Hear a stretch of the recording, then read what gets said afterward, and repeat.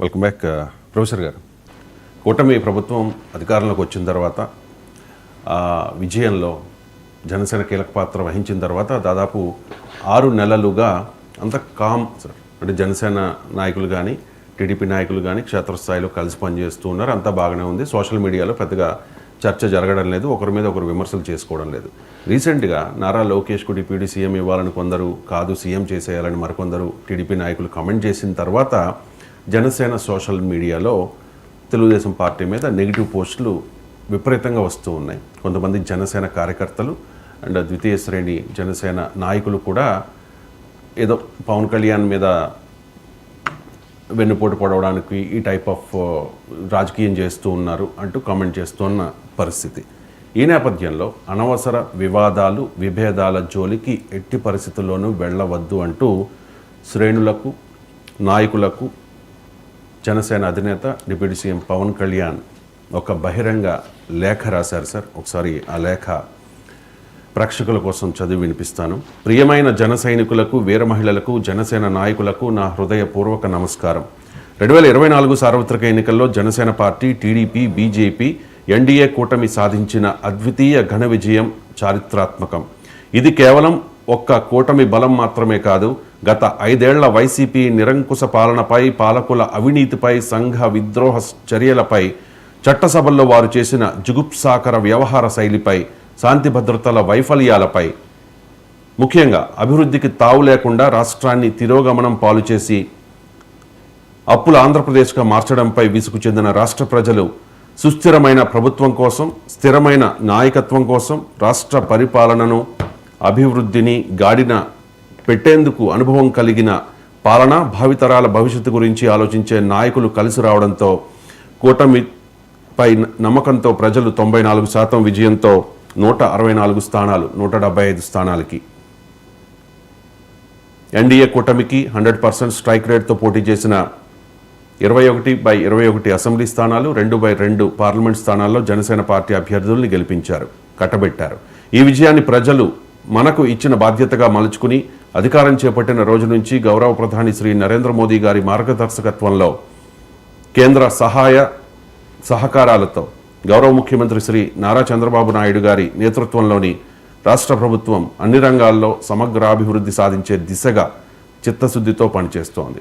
అధికారం చేపట్టిన 7 నెలల కాలంలో దాదాపు 3 లక్షల కోట్లకు పైగా పెట్టుబడులు రాష్ట్రానికి వచ్చాయన్న, మారుమూల గ్రామాలలో నాణ్యమైన రోడ్లు, మౌలిక సదుపాయాల కల్పన జరుగుతున్నా, ఎన్నికల్లో ఇచ్చిన హామీలు ఒక్కొక్కటిగా అమలు చేస్తూ సంక్షేమాన్ని, అభివృద్ధిని సమపాళ్లలో ముందుకు తీసుకెళ్తున్నా సరే, దానంతటికీ కారణం 5 కోట్ల ఆంధ్రప్రదేశ్ ప్రజలు పెట్టుకున్న నమ్మకాన్ని నిలబెట్టుకుని యువతకు 25 ఏళ్ల భవిష్యత్తు అందించాలనే దృఢ సంకల్పమే కారణం. ఇలాంటి పరిస్థితుల్లో కూటమి 3 పార్టీల శ్రేణులు అత్యంత బాధ్యతాయుతంగా వ్యవహరిస్తూ కూటమి ఆశయాన్ని కాపాడాల్సిన బాధ్యత ప్రతి ఒక్కరిపైన ఉంది. అనవసరమైన వివాదాల జోలికి, విభేదాల జోలికి వెళ్లవద్దని విజ్ఞప్తి చేస్తూ ఉన్నాను. సోషల్ మీడియాలో వచ్చే తప్పుడు వార్తలపై కానీ, కూటమి అంతర్గత విషయాలపై కానీ పొరపాటున ఎవరైనా నాయకులు స్పందించినా సరే, దయచేసి ఎవరూ కూడా ప్రతిస్పందనగా మీ వ్యక్తిగత అభిప్రాయాలు వెలుబుచ్చడం కానీ, బహిరంగంగా చర్చించడం కానీ చేయవద్దు. ఎంతో బాధ్యతగా 5 కోట్ల ప్రజల ఆశలను నెరవేర్చాలనే లక్ష్యంతో 2047 నాటికి స్వర్ణాంధ్ర సాధించి వికసిత భారత్ సాధనలో $2.5 ట్రిలియన్ ఆర్థిక వ్యవస్థగా ఎదిగే దిశగా కలిసికట్టుగా పనిచేస్తున్న సందర్భంలో ప్రతి ఒక్కరూ చెయ్యి కలిసి నడవాల్సిన అవసరం ఉంది. నేను ఏ రోజు పదవుల కోసం రాజకీయం చేయలేదు, భవిష్యత్తులో కూడా చేయను. నాకు తెలిసింది కష్టాల్లో ఉన్న వారి కన్నీరు తుడవడం, వారికి అండగా నిలబడడం, నేను పుట్టిన నేలను అభివృద్ధి చేయాలనుకోవడం మాత్రమే. ఈ విషయాన్ని ప్రతి ఒక్కరూ గ్రహించి కూటమి ఔన్నత్యాన్ని అర్థం చేసుకుని ముందుకు సాగాలని మనస్ఫూర్తిగా విజ్ఞప్తి చేస్తూ, మార్చి 14న జరగనున్న జనసేన పార్టీ ఆవిర్భావ దినోత్సవం రోజున పార్టీ భవిష్యత్తు లక్ష్యాల గురించి సమగ్రంగా చర్చించుకుందామని తెలియచేస్తూ ఉన్నాను అంటూ, నాకు తెలిసి మధ్యకాలంలో ఇంత సుదీర్ఘంగా ఆయన ఒక మెసేజ్ ఇచ్చారు సార్. మెసేజ్ అనే కంటే స్వీట్ వార్నింగ్ అంటే బాగుంటుందేమో. జనసేన నాయకులకు, కార్యకర్తలకు కూడా వివాదాల జోలికి వెళ్ళొద్దు, కూటమి ప్రభుత్వంలోని అంశాలపై అంటే దాని మీద ఎటువంటి అనవసర వ్యాఖ్యలు చేయొద్దు, అనవసర వివాదాలు, విభేదాల జోలికి వెళ్ళొద్దు. పవన్ కళ్యాణ్ ఎందుకు పదే జనసేన కార్యకర్తల్ని అండ్ శ్రేణుల్ని అలర్ట్ చేస్తూ ఉన్నారు సార్, హెచ్చరిస్తూ ఉన్నారు. అంటే ఏం చేయాలి మళ్ళీ ఉత్కాయించవలరా?